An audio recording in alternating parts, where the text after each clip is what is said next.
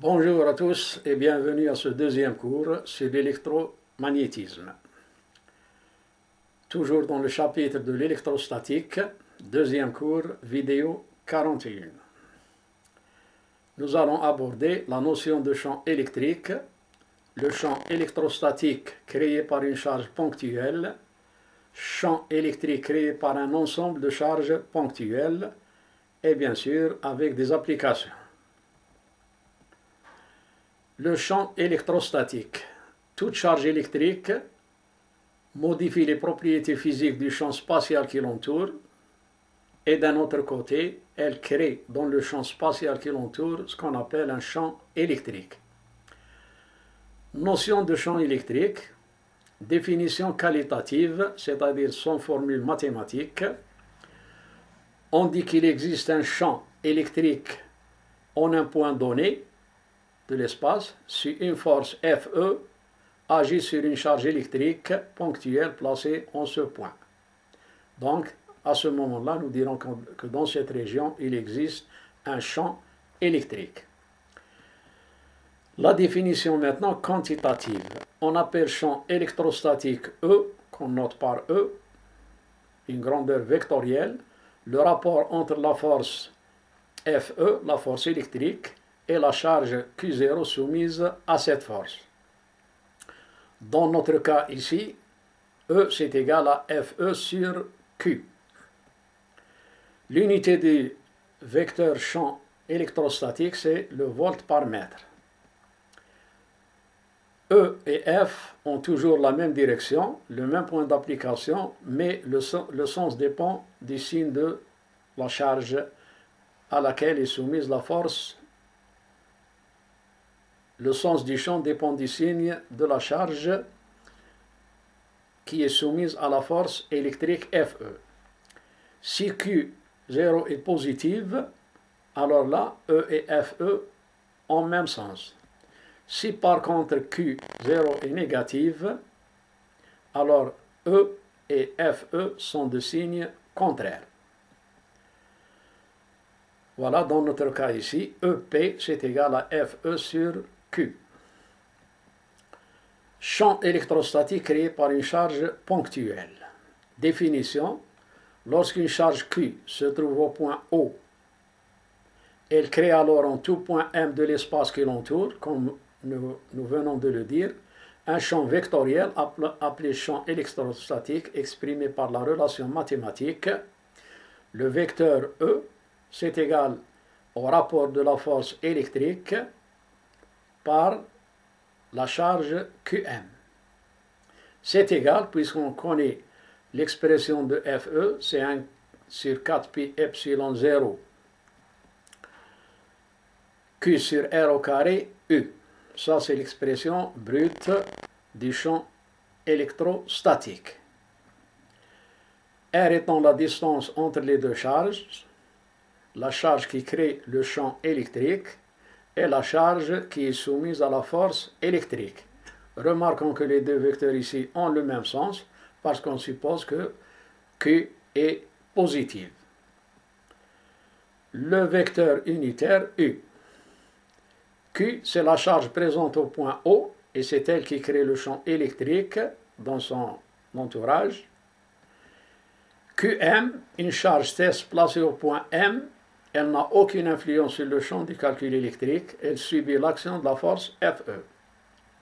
Donc si Q crée le champ électrique, Qm subit l'effet de ce champ électrique, c'est-à-dire l'apparition d'une force électrique. Pourquoi Qm ne joue aucun rôle? Si on revient à cette formule, Em c'est égal à Fe sur Qm. Or Fe c'est 1 sur 4 pi epsilon 0 Qm sur R au carré U. Ça, c'est la loi de Coulomb-Cavendish. Or, nous avons Fe sur Qm, donc le tout sur Qm, et on voit qu'en simplifiant par Qm disparaît et il ne reste que cette expression-là. Donc Qm n'a aucune influence sur le calcul du champ électrique. Le module de ce vecteur-là, c'est Fe sur Qm, c'est-à-dire 1 sur 4 pi epsilon 0 Q sur R au carré. retenez bien qu'on prend ici la valeur absolue. Même si Q est négative, on doit prendre ici sa valeur absolue. Une autre méthode pour déterminer le sens du champ électrique, si la charge est positive, le vecteur champ est partant, c'est-à-dire il quitte la charge. Si la charge est négative, à ce moment-là, le vecteur champ est dirigé vers la charge. On dit qu'il est entrant et ici on dit qu'il est sortant. Champ électrique créé par un ensemble de charges ponctuelles, soit une particule électrique QI située au point PI. Nous allons prendre cet exemple. Nous avons ici 4 charges, Q1, Q2, Q3 et Q4, placées au point P1, P2, P3 et P4. Quel est le champ produit par cet ensemble de charges en un point M, par exemple ce point M, de l'espace? Les 4 charges sont supposées positives. Donc, au point M, la charge Q1 crée le champ électrique E1. La charge Q2 crée le champ électrique E2. La charge E3 crée E3. Et la charge Q4 crée E4. Remarquez ici que tous ces vecteurs-là se dirigent, ou plutôt quittent les charges. Pourquoi? Parce qu'on a supposé que les charges sont supposées positives. Le principe de superposition nous donne le champ électrique résultant. Le principe de superposition est valable pour toutes les grandeurs vectorielles. Donc EM, c'est égal à la somme de ces vecteurs-là. Ici, on a 4, donc on va faire la somme de ces 4 vecteurs. Comment procéder? C'est comme la même chose que nous avons faite dans le cours des vecteurs. Donc, je vais à l'extrémité de n'importe quel vecteur, E, par exemple ici E2, et à partir de cette extrémité, je vais tracer les vecteurs équivalents des vecteurs restants. Donc, le premier, il est parallèle à E3, de même module, de même direction et de même sens. Ensuite, je vais tracer E1, équivalent à E1, ce vecteur-là est équivalent à E1, et enfin E4. Où est le vecteur EM? Il est là. Donc EM représente la somme vectorielle de ces vecteurs-là, quel soit leur nombre. EM c'est égal donc à la somme de I jusqu'à N de 1 sur 4 pi epsilon 0, un facteur commun, QI sur RI au carré UI. C'est-à-dire que si je veux développer, j'aurai, voilà pour la première charge, E1, voilà la deuxième charge, E2, etc. jusqu'à EN. On ne peut pas faire ici une somme arithmétique puisque nous avons les vecteurs unitaires qui sont différents. Donc le seul moyen c'est de faire une somme géométrique. Et faites attention à ne pas tomber dans cette erreur, c'est-à-dire que le module de EM est égal à la somme des modules. Ça c'est archi faux puisque nous sommes devant une somme géométrique. Première application. Des charges ponctuelles occupent les sommets A, B, C d'un losange carré, c'est-à-dire ici les angles sont des angles droits. De côté A, comme indiqué sur cette figure, il n'y a pas de charge en D. Première question, calculer le champ électrique produit par les 3 charges au sommet D. Représentez graphiquement ce champ. Deuxième question, on place la charge plus 2Q au point D. Calculer le champ électrique résultant au centre du losange. هذا هو النص باللغة العربية، والذين يريدون الشرح باللغة العربية ينتقلون إلى الفيديو الذي يحمل نفس هذا الرقم وفي نفس هذه القناة. La solution, représentation et calcul du champ électrique résultant en D. Donc ici il faut faire un dessin. Je vais représenter ici EB qui résulte de Q, EC qui résulte de Q placé en C, et EA qui est créé par moins Q au point D.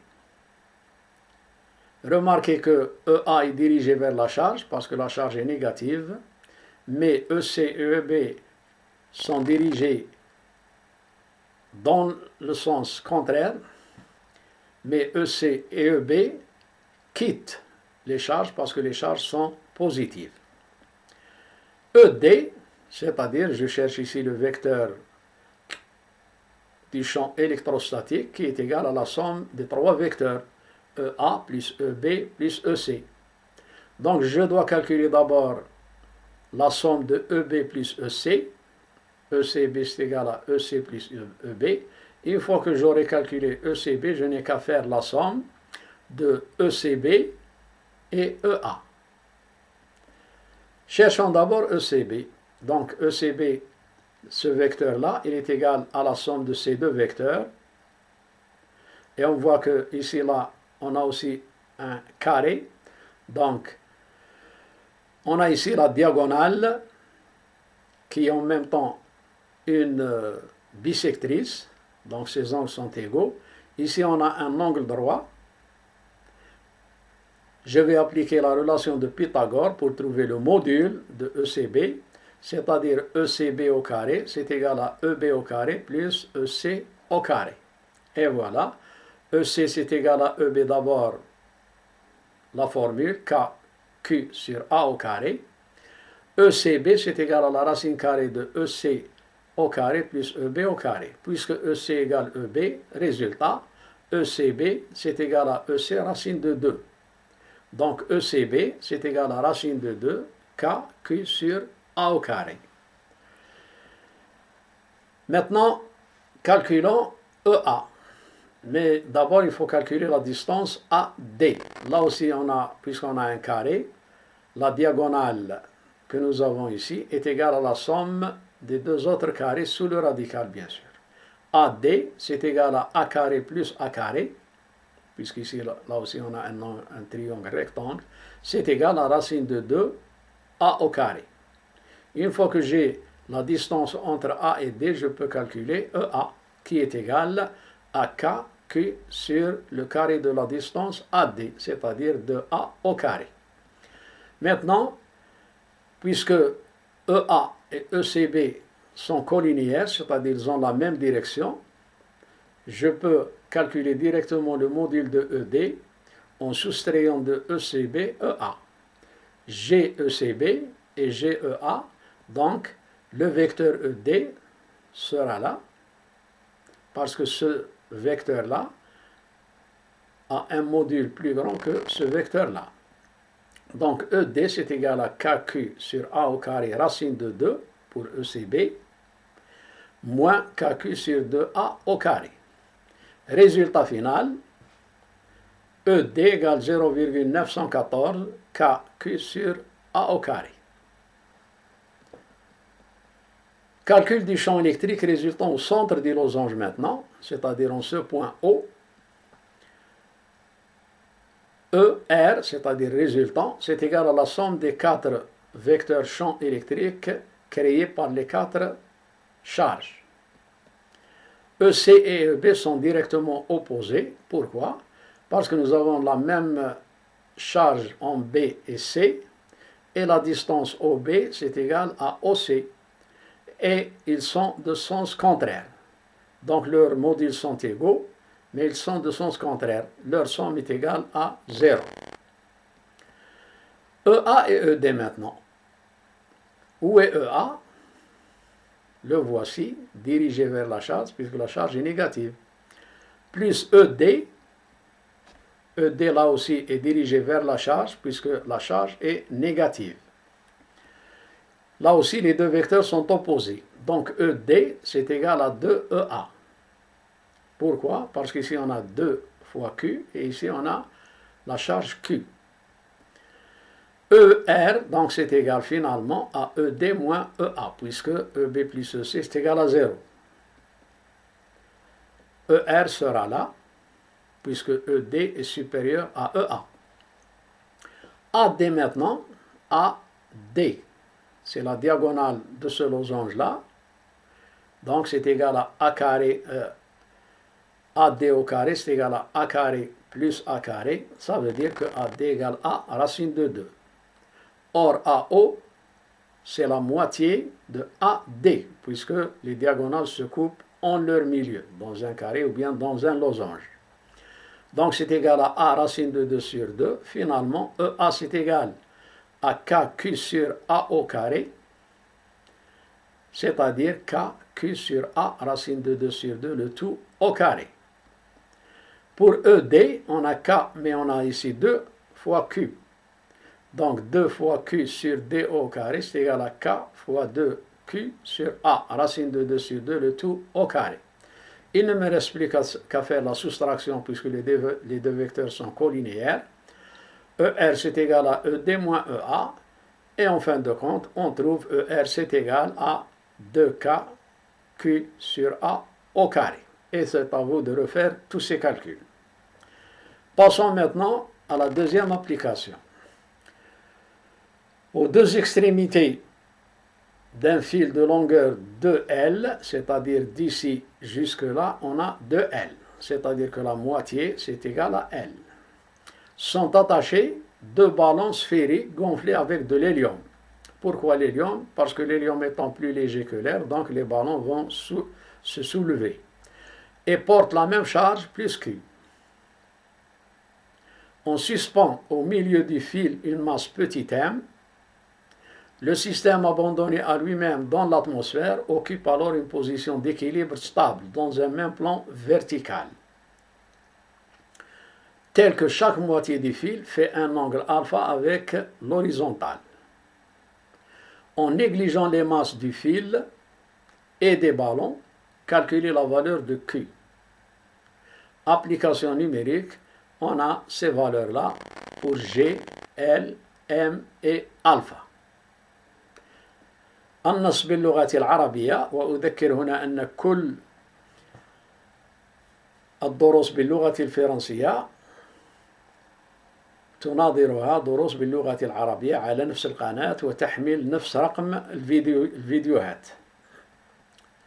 La solution. D'après la loi de Coulomb-Cavendish, on a F c'est égal à K, Q au carré sur R au carré. Ça veut dire que Q c'est égal à R, racine de F sur K. FR au carré sur K. On extrait R, il nous reste Q égale R racine de F sur. Seulement, R est inconnu et F est inconnu. Déterminons d'abord la distance R. À partir de ce schéma-là, où est R? C'est ça R. La distance entre les deux charges. Cosinus alpha, puisque cet angle est égal à cet angle-là, et ici on a un triangle rectangle. Cosinus alpha, c'est égal à la moitié de R, côté adjacent, sur l'hypoténuse qui est L. Donc R c'est égal à 2L cosinus alpha. Il nous reste maintenant F. Si j'arrive à trouver F, c'est-à-dire que j'aurai toutes les valeurs pour calculer la charge Q. Pour F, là, il faut passer à la dynamique. Bilan des forces. Pour chacun des ballons, on a la force électrique, une force de répulsion, puisque les deux charges sont de même signe. On a les tensions du fil, de ce côté T1, de ce côté T2. Et on a la poussée d'Archimède, puisque ça se fait dans l'atmosphère. Pour la masse petit m, on a P, on a T1 et on a T2. Donc nous sommes dans un problème de dynamique. Chaque partie du système est en équilibre si la somme des forces est égale à 0. Sigma des forces ici égale 0, là aussi et là aussi. Pour petit m, nous avons P plus T, T1 plus T2, c'est égal à 0.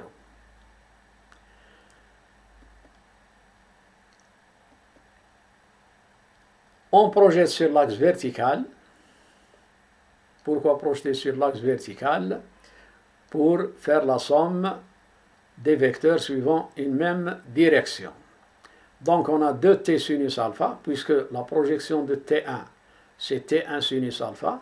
La projection de T2, c'est T2 sinus alpha. Puisque les tensions ici sont les mêmes, que ce soit de ce côté ou de ce côté, ça veut dire que ici, T1 sinus alpha plus T2 sinus alpha, T1 égale T2 nous donne 2T sinus alpha. Moins P, c'est égal à 0. Donc T, c'est égal à P sur 2 sinus alpha. Retenons cette équation et on va la numéroter, équation 1.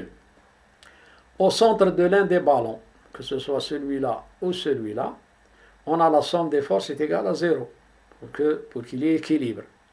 Avec R, bien sûr, la poussée d'Archimède. Par projection maintenant sur l'axe horizontal,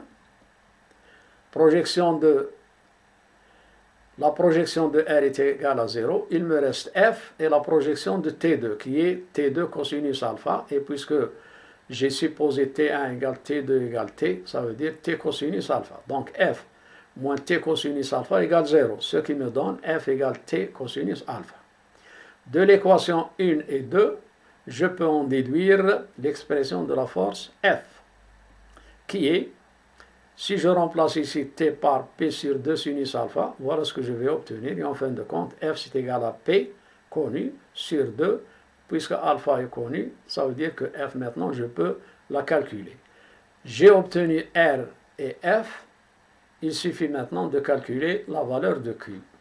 Q égale R racine de F sur K, R égale 2L cosinus alpha, F égale P sur 2 cotangente alpha, ce qui me donne Q égale 2L cosinus alpha, racine de mg cotangente alpha sur 2 fois K.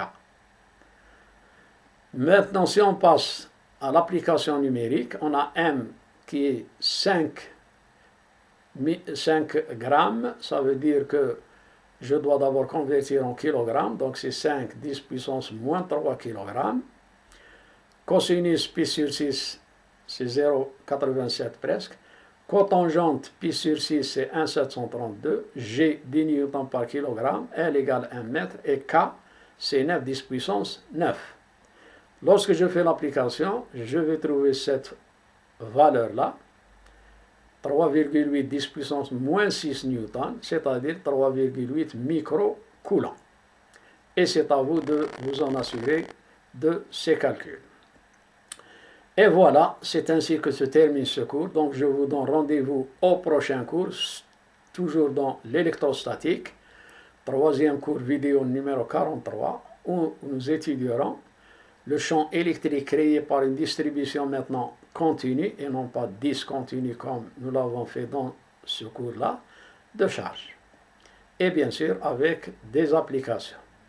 D'ici là, je vous souhaite beaucoup de courage et n'oubliez pas de vous abonner à cette chaîne si ces cours vous semblent intéressants.